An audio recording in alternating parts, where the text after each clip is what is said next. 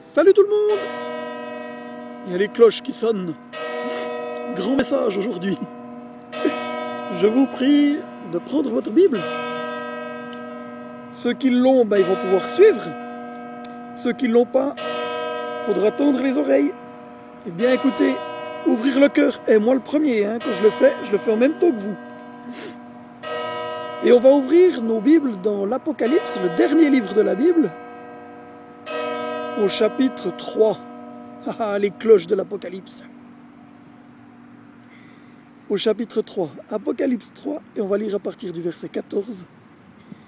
C'est pour l'église de Laodicée. Et défi ce matin, est-ce que je vais oser mettre mon cœur et mes oreilles et mon intelligence à la place de l'église de Laodicée, histoire de pouvoir comprendre ce que Dieu leur dit, mais est-ce qu'il a quelque chose pour moi à dire? Allez, c'est parti. Apocalypse 3, 14. Écrit à l'ange de l'église de Laodicée. Voici ce que dit l'Amen, le témoin fidèle et le véritable, le principe, le commencement de la création de Dieu. Je connais tes œuvres. Je sais que tu n'es ni froid, ni bouillant. Oh. Puisses-tu être froid ou bouillant? Ainsi, parce que tu es tiède et que tu n'es ni froid ni bouillant, je te vomirai de ma bouche. Ouais, mais alors ça veut dire que Dieu, il aime les froids? En fait, Dieu préfère une personne qui est dans la vérité absolue. Et pas calcul entre deux chaises, comme on dit dans ce monde. Oser se positionner pour Dieu. C'est pas facile, mais... En tout cas, être tiède, c'est pas bon. Dieu préfère que tu sois froid et décidé et clair, que tu sois entre les deux, et les deux, quand c'est un peu chaud, ça ne plaît pas à Dieu. Ça secoue, Seigneur, conduis-nous plus loin, je t'en prie, au secours. Parce que tu dis, je suis riche, je me suis enrichi et je n'ai besoin de rien. Et parce que tu ne sais pas que tu es malheureux, misérable, pauvre, aveugle, nu. Je vais tourner la page.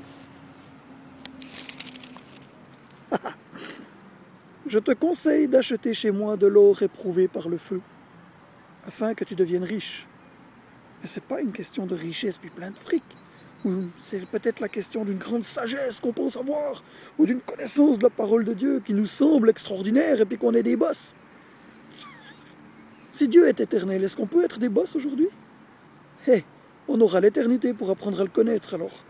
Comme Jésus, il est la parole incarnée, je crois même que pour comprendre la Bible et puis ses théorèmes et puis les doctrines et tout ça, il nous faudra l'éternité.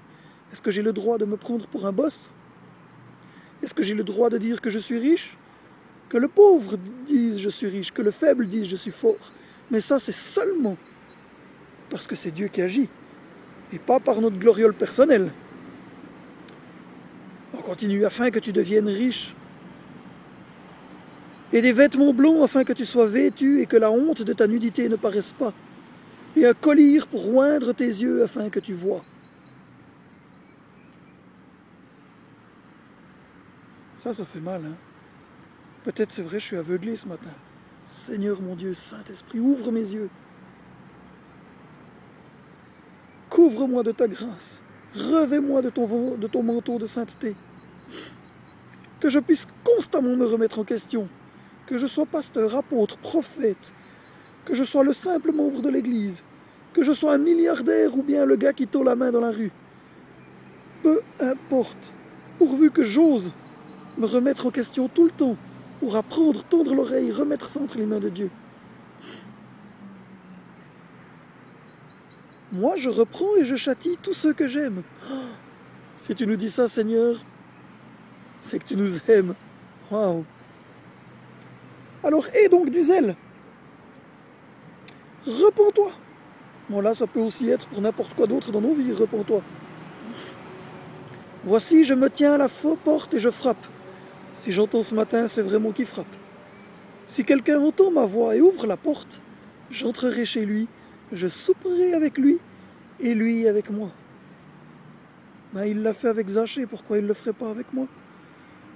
Si on connaît Dieu, c'est probablement parce que on lui a un jour ouvert nos portes.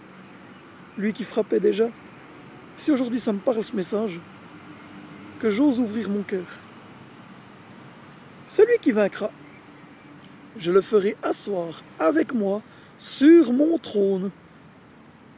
Oh, oh, oh, oh, la classe! Waouh! Comme moi j'ai vaincu et me suis assis avec mon Père sur son trône. Que celui qui a des oreilles entende ce que l'Esprit dit aux églises. Suis-je Laodicée d'une manière ou d'une autre ce matin? Saint-Esprit, viens toucher nos cœurs pendant qu'on médite encore ce passage. Conduis-nous dans tes voies et montre ce qui ne va pas.